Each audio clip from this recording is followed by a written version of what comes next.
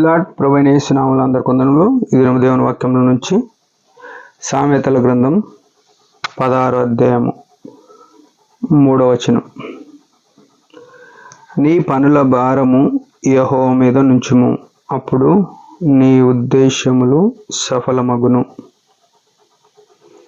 ప్రియమైన వాళ్ళారా,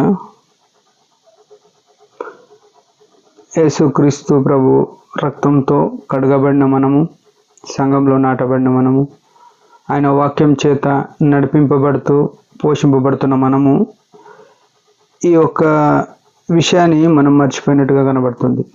చాలాసార్లు ఈ యొక్క దేవుని యొక్క ఓదార్చే మాట మనకి ఇంకా అర్థం కావాలంటే భరోసా ఇచ్చే మాట, ఆధారమైన మాట మనం మర్చిపోతాం. ఏమంటే ప్రభు చెప్తున్నమాట, నీ పనుల భారము అని మాట్లాడు. ఎవరన్నా పని లేకుండా ఉన్నారా అంటే ఏదో ఒక పని ఉంటుంది. భారం లేకున్నారా అంటే ఏదో ఒక భారం ఉంటుంది. కొందరికి పనులు భారం కలిపిగా ఉంటాయి. కొందరేమో భారాలు మోస్తారు, కొందరేమో పనులు ఉంటాయి. పనులు భారాలు కలిపిన వాళ్ళు కానీ చాలామంది ఉంటాయి. అయితే యేసు ప్రభు మనుషులందరినీ ప్రేమించి ప్రయాసపడి భారం మోస్తున్న సమస్త జనులారా, నా యొద్దకు రండి, నేను మీకు విశ్రాంతినిస్తానని మత్తయి సువార్త 11:28 చెప్పినాడు. మనము అట్లాంటి భారంలో నుంచి యేసు చెంతకు వచ్చినాక విడుదల పొందాలి అనే ఉద్దేశంతో ఆయన కల్వరిశిలో ప్రాణం పెట్టినాడు. మన భారము, మన యొక్క పనుల భారము ఆయన శిలువ మీద మోసినాడు. మన ప్రతి ఒక్క చింత ఆయన భరించినాడు. మన యొక్క ప్రతి ఒక్క వేదన ఆయన భరించినాడు. ఇప్పుడు ఆయన ఏం చెప్తున్నాడంటే, నీ పనుల భారము యెహోవా మీద నుంచుము అంటున్నాడు. మనం చాలాసార్లు ఆ భారం మన మీద పెట్టుకుంటాం. అందుకే చాలామంది విచారంలో బతుకుతారు, ఆలోచనలో బతుకుతారు, ఏదో ఆలోచన చేస్తూ ఉంటారు, ఏదో టెన్షన్ అనేది పెట్టుకొని బీపీలు షుగర్లు పెంచుకుంటారు. అయితే ఈ పనుల భారము పెట్టుకున్న మనము, మన భారము యేసు ప్రభు మీద మనం మోపవలసిన ఆవశ్యకత ఎంతైనా ఉంది. మన మీద మోయవలసిన పని లేదు, యేసు ప్రభు మీద మోపాలి.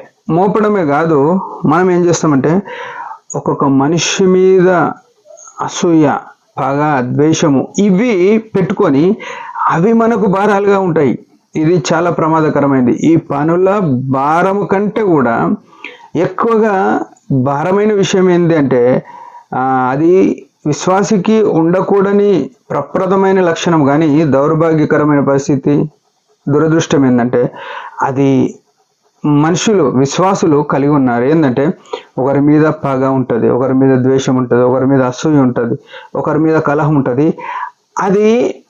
అది తలలో మోస్తుంటారు, మనసులో మోస్తుంటారు. అది ఎప్పటికీ వారి మీద ఒక భారంగా ఉంటుంది.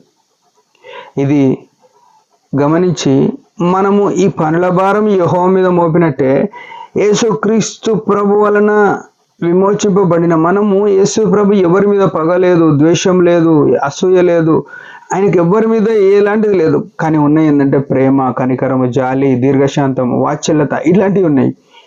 ఇవి వదిలేసుకొని అవి కలిగి ఉండాలి. మనం మనసుల మీద పగలు, ప్రతీకారాలు పెట్టుకోవాలి. అవి మొయ్యొద్దు.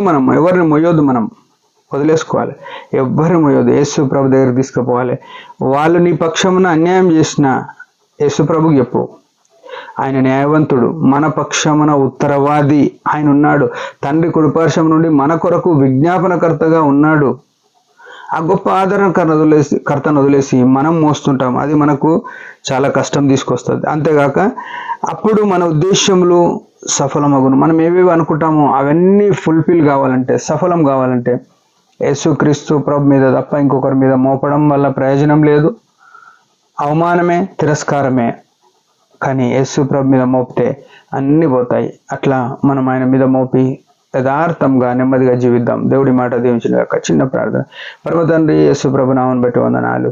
నిజమే, మేము పనుల భారమును, ద్వేషం అనే భారమును, కలహం అనే భారమును భరిస్తూ అనేకులను దూరం చేసుకుంటున్నాం. దయతో క్షమించండి. నీ పనిలో మా ఉద్దేశములు సఫలం కావాలంటే నీ మీద అవి మోపాల్సిన బాధ్యత మా మీద ఉంది. నీ ఆత్మ చేత వాటిని సరిచేసి నీ మేము కొరకు జీవింపజేయమని యేసు ప్రభు నామములో ప్రార్థిస్తున్నాం తండ్రి. ఆమేన్. మీరందరి పరిచయం గురించి భారంగా ప్రార్థన చేయండి. Praise the lord.